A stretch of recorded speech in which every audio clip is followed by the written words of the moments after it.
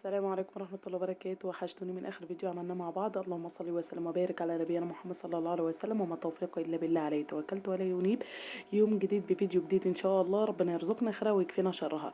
زي ما انتوا كده شايفين بوريكم التوابل الموجودة عندي كلها، بمعنى أصح أي توابل موجودة عندك ما تتوقفيش، حتى لو هيبقى فلفل وكمون بس والملح بتاعك برضك ما تتوقفيش. وقومي جربي الخلطة الجميلة ديت. طبعا أنا بتكلم للبنات الحلوين المبتدئين، ولكن اللي هم طباخين بريمو والشاطرين ما شاء الله عليهم هم خبرة احسن مني بكتير.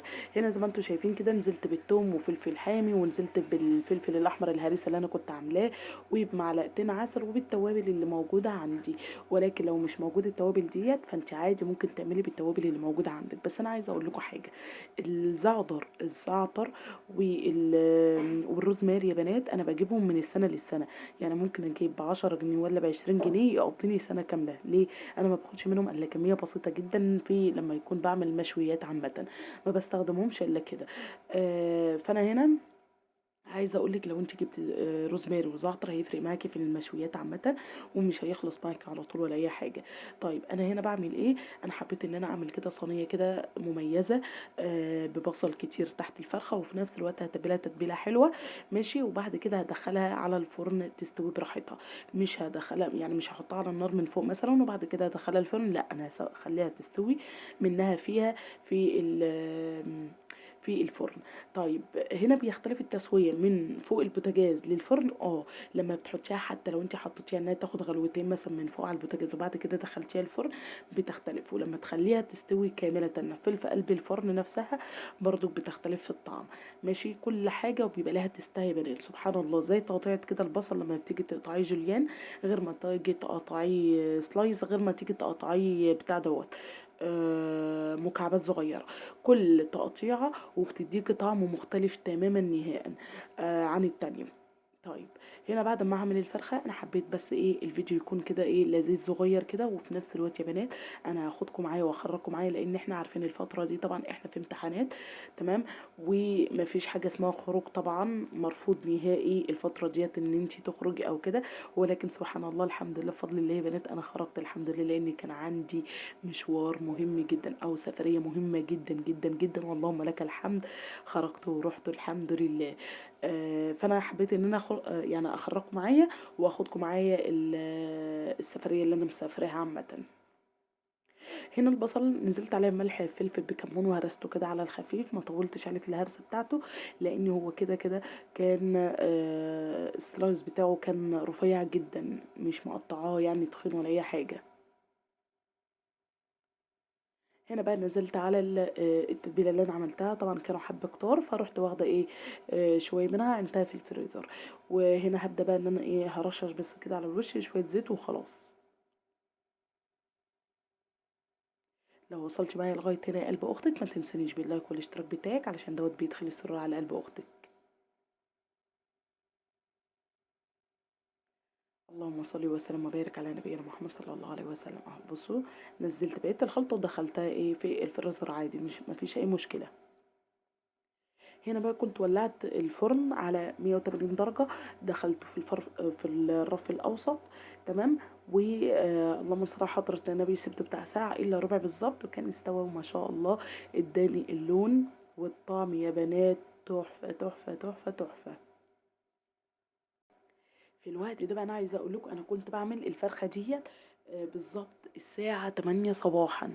تمام قبل ما اخرج. تمام. في الوقت ده بقى كنا ايه انا وعيالي بنجهز علشان خاطر مسافرين زي ما انا قلت لكم. فانا كنت في الوقت ده بشوف الفرخه كده وسبحان الله الحمد لله يعني استوت والدنيا تمام والحمد لله. هاسيبها بقى وهغطيها واسيبها لانها طبعا سخنه وادخلها الفرن عادي. وبعد كده لما زوجي يجي بقى يبقى يطلعها من الفرن عامه. بس انا كده كده انا قافله البوتاجاز عليها يا بنات. هنا بقى حبيت ان انا اخدكم معايا الجوله الجميله الحلوه ديت. بصراحه بحب ان انا قوي قوي يا بنات لما اجي اخرج اتفرج قوي على المناظر حواليا عامه. و يعني وبقعد كده ببقى مستمتعه. لو في حد زيي يا ريت يكتب لي في التعليق. من ضمن الناس فعلا اللي انا ببقى مستمتعه جدا وانا ماشيه في اي طريق، بقعد اتفرج كده واستمتع بكل حاجه موجوده في الطريق عامه. وبالذات وبالاخص لو الطريق دوت مليان خضره والسحابة فيها تحفة وجميلة. بصوا بقى هنا المنظر كان تحفة جدا. احنا هنا في محطة مصر، ما شاء الله منظر الحمام كان تحفة. فكان سفيان ما شاء الله أول ما شاف المنظر، بالله عليك يا ماما سيبيني أتصور معاه وأجري وراه والكلام دوت وكده. هو قال لي سيبيني يعني إيه أجري وراه وكده ويلعب معاهم يعني وكده. فأنا بصراحة المنظر لما عجبني حبيت إن أنا أصوره لكم برضه كنتوا تشوفوه. المنظر جميل جدا وحلو. عقبال ما إن شاء الله جميعا كلنا جميعا إن شاء الله نروح نشوف الكعبة ونزور الكعبة يعني، والمدينة إن شاء الله. بيبقى المنظر ده برضه بيبقى موجود هناك تحفة وجميل. منظر الحمام بيبقى موجود كده حوالين الكعبة، بيبقى سبحان الله سبحان الله جميل وتحفة جدا. فعقبال إن شاء الله ما كلنا نروح إن شاء الله ونرمي للحمام أكل ونبقى مستمتعين بالمنظر والجمال اللي حوالينا يعني وكده. طبعا انا عايزه اقول لكم، انا لو كان معايا اي حاجه وانا عارفه ان هيقابلني الحمام ده، انا والله كنت عملت حسابي وكنت جبت له اي حاجه او قمح عامه وكنت رميته له يعني وكده. بس الحمد لله قدر الله ما شاء فعل. اهو الواحد عمل يعني عرف بقى ان المكان ده بيبقى فيه كده، فنبقى نعمل حسابنا المره الجايه لو رحنا هناك يعني عامه. هنا بقى المنظر السحابة يا بنات كانت تحفة جدا زي ما انا قلت لكم كده. انا طبعا راكبة القطر وكان ما شاء الله المنظر قدامي تحفة وجميل جدا. حبيت والله يا بنات ان انا اخرجكم معايا وتشوفوا وتتفرجوا وتستمتعوا بالمناظر دي. ممكن يكون المنظر ده بسيط جدا، تمام، او في ناس كتيرة مش في دماغها حاجة زي كده، بس في ناس من اقل حاجة بتتبسط جدا. يعني انا سبحان الله من اقل حاجة باشوفها قدامي بافرح منها جدًا. لو الحاجة بسيطة ديّة وفعلًا تستاهل إن أنا أفرح بيها بافرح. فأنا من أقل حاجة عامةً بافرح يا بنات. فلو أنتِ زيي اكتبي لي في التعليق وقولي لي أنتِ فعلًا من أقل حاجة بتفرحي زيي، والّا أنتِ صعب إنِّك أنتِ تفرحي لأي حاجة عامةً. هنا بقى منظر السحابة كان ما شاء الله في اليوم دوت. احنا عايزة اقول لكم الدنيا نطرت كتير في اليوم ده كتير، وكنا مستمتعين قوي قوي انا وعيالي، لان ما شاء الله بنحب المطره جدا. فكنا مستمتعين بالسماء، تمام، ومستمتعين بالاراضي الزراعيه، ومستمتعين كمان بالمطر. فكان ما شاء الله اللهم بارك، كان يوم لذيذ وتحفه وحلو. لأ بجد كان يوم ممتع. عايزة أقول لكم أنا ممكن أروح يعني خروجتي تبقى من بيت لبيت، ولكن بتبقى خروجتي وفرحتي أكتر بالمناظر اللي باشوفها حوالين أو من خروجي للبيت دوّة للبيت ده. فاهمين أقصد إيه؟ يعني من المناظر اللي أنا باشوفها إذا كان أراضي زراعية أو سما طول ما أنا ماشية في الطريق، هي دي بتبقى فعلًا خروجتي الحقيقية اللي أنا باشوفها وأنا خارجة. فاهمين؟ يعني مثلًا لو أنا رايحة زيارة لأهلي، فأنا بابقى رايحة من بيت لبيت، فاهمين؟ ما باخرجش أو كده.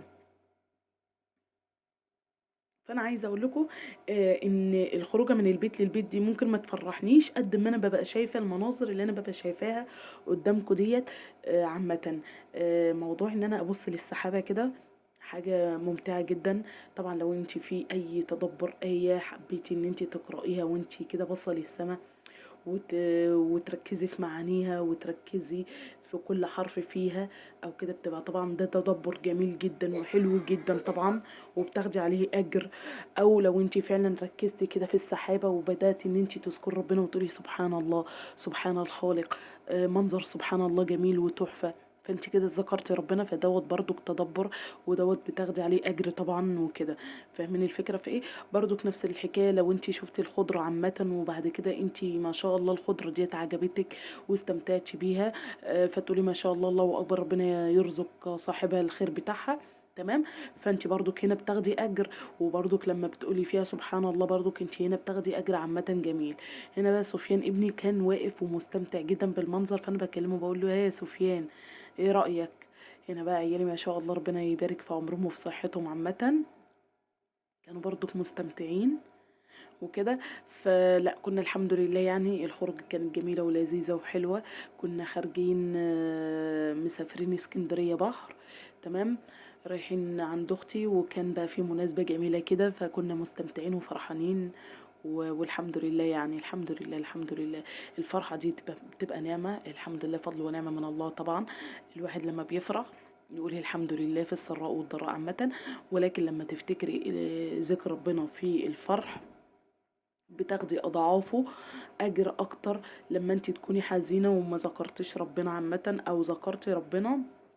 يعني عايزه اقول لكم ايه، عايزه اقول لك لما تفتكري ربنا في الفرح، تمام، طبيعي ان انت كده كده هتفتكريه، وانت يعني ربنا ما يكتبها علينا جميعا ان شاء الله. يعني لما بتبقي مثلا زعلانه او كده، فاهمين؟ فلما انت بتفتكري والفرحه دي ما نستكيش ذكر ربنا عامه، تمام، تمام، فانا اقصد هنا، فانت بتاخدي عليها اجر اكتر مضاعف، فاهمين؟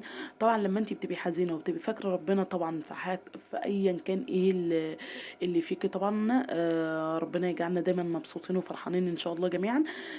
فانت هنا بتاخدي برضك اجر وكل حاجه. وبالذات لو انت استقبلتي الحزن دوت بمثلا بان لله وانا اليه راجعون، مثلا اذا كانت وفاه، اللهم اجرني في مصيبتي واخلفني منها، فده طبعا انت على طول دايركت ربنا بيجازيك على حاجه زي كده عامه، تمام. ولكن هنا ساعات اوقات مش كلنا طبعا الا من رحم ربي، اوقات لو في فرحه او كده بينسيك ان انت ممكن يعني تشكر ربنا، فاهمين الفكره في ايه؟ فانا هنا والله اعلى واعلم برضك علشان ما يكونش انا بفتي. فانت هنا لما بتشكر ربنا عامه بيبقى فيها الاجر مضاعف يعني عامه وكده. وطبعا احنا كده كده يعني الحمد لله في في السراء وفي الضراء باذن الله احنا دايما نذكر ربنا الحمد لله، ودايما ندعي ان ربنا يلطف بينا ويكفينا شر المستخبي عامه يعني. هنا بقى توقفت هنا في بنها يا بنات، علشان خاطر بنها دي مدينتي اللي اتولدت فيها، بنها العسل. طبعا انا بكن ليها طبعا وباهلها بالكرم والضيافه وكل حاجه، وطبعا بكن بكل البلاد اللي انا طبعا مريت عليها عامه يعني، بالكرم وبالضيافه وبكل كلمه حلوه جميله عامه. ولكن هنا انا توقفت هنا في بنها، لاني طبعا اكيد كل واحد بيبقى له ذكريات في مكان اللي اتولد فيه ما بينساهاش طول عمره، وبيحبها دايركت عن اي بلد تانية عامة. فانا هنا بنها بحبها جدا جدا جدا جدا جدا، مهما غبت عنها مهما بعدت عنها فهي في الطب الاول عامة. فانا هنا حبيت ان انا استمتع شوية ببنها عامة. و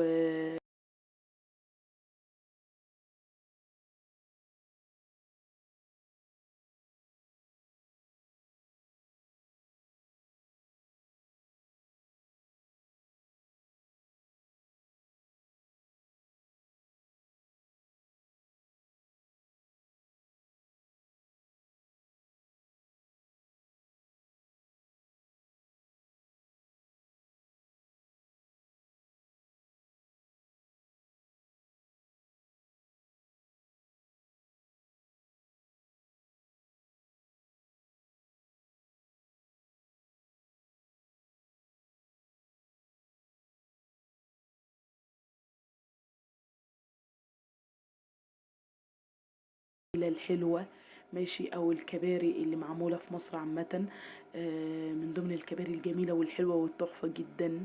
برضو انا بحب جدا لما بعدي عليها، عيالي بيخافوا لما بيعدوا عليها، مش كلهم عامة يعني، علشان خاطر بيبقى نهر النيل تحتيهم، ولو القطر ماشي سريع طبعا في الحتة ديت بيبقوا مرعوبين جدا.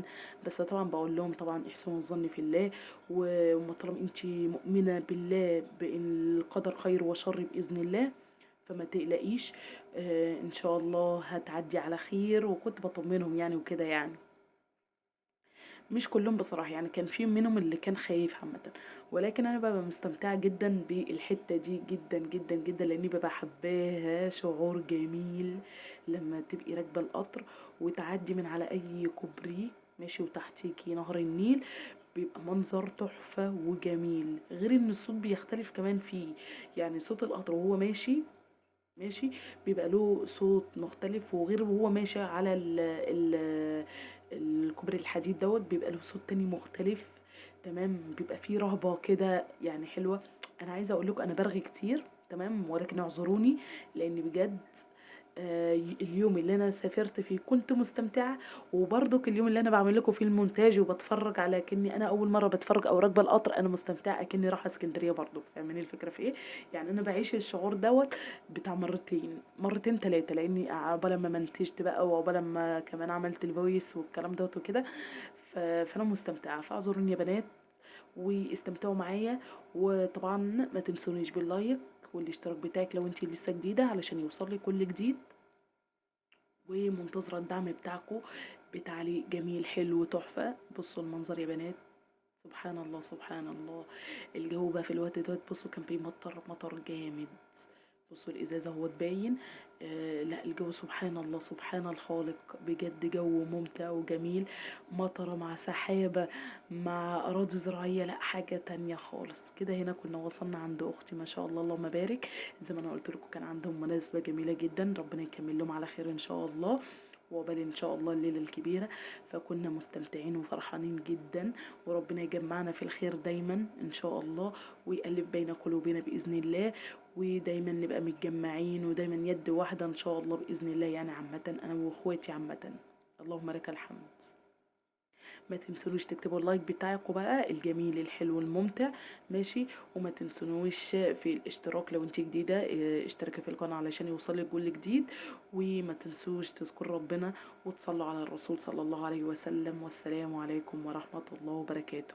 انا عايزة اقول لكم انا اللي كنت عاملة البلالين، انا خليت الاطفال يفرحوا معايا وخليتهم هم اللي ينفخوا البلالين، وانا اللي بدأت ان انا ازين الاستند. ايه رأيكم في الاستند؟ اكتبوا لي في التعليق حلو ولا كان وحش.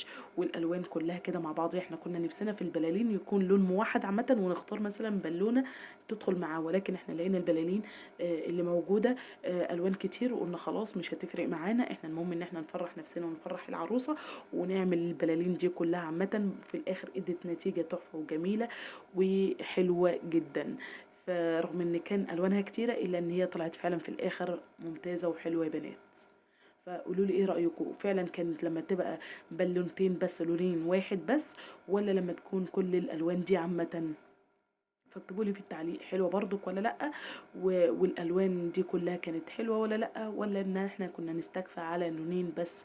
بس احنا حابين ان احنا ننجز ونخلص، لان ما كانش في وقت ان احنا نشتري تاني عامه بلالين تانية.